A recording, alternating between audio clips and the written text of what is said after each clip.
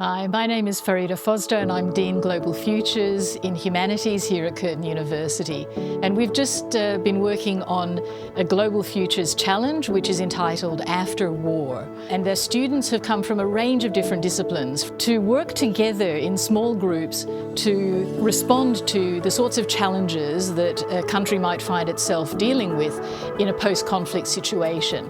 For me, my background as an electrical engineer, I don't get involved much interacting with people. A lot of it is surrounded around individual work. This is an opportunity to go into the humanitarian side of things, interacting with people, listening to different guest speakers.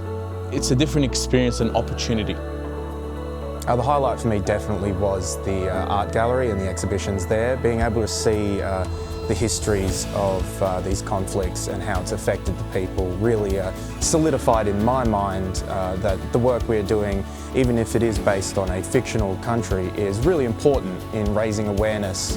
And it's been really good to take students through the exhibition to be able to think about how art can deal with the legacies, the aftermath of conflict. But certainly this is a really great way of doing learning, but also learning outside of the classroom and coming to spaces like this. Something that's definitely stood out for me over the course of the After War Challenge is the vast array of experience that was delivered from the industry professionals.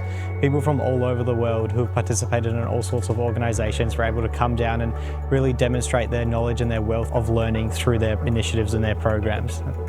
And being able to understand their point of views, the stories that you never hear of coming from Perth, and you realise how privileged we are to have the safety and security that we do.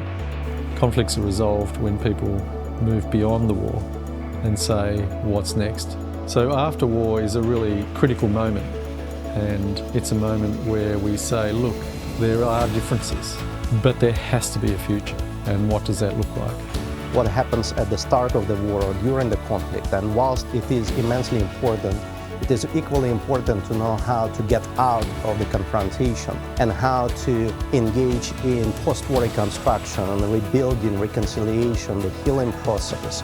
This is the beauty of challenge-based education, that students are set real-world problems that they themselves can respond to. And what they've produced has basically met the Curtin motto, make tomorrow better.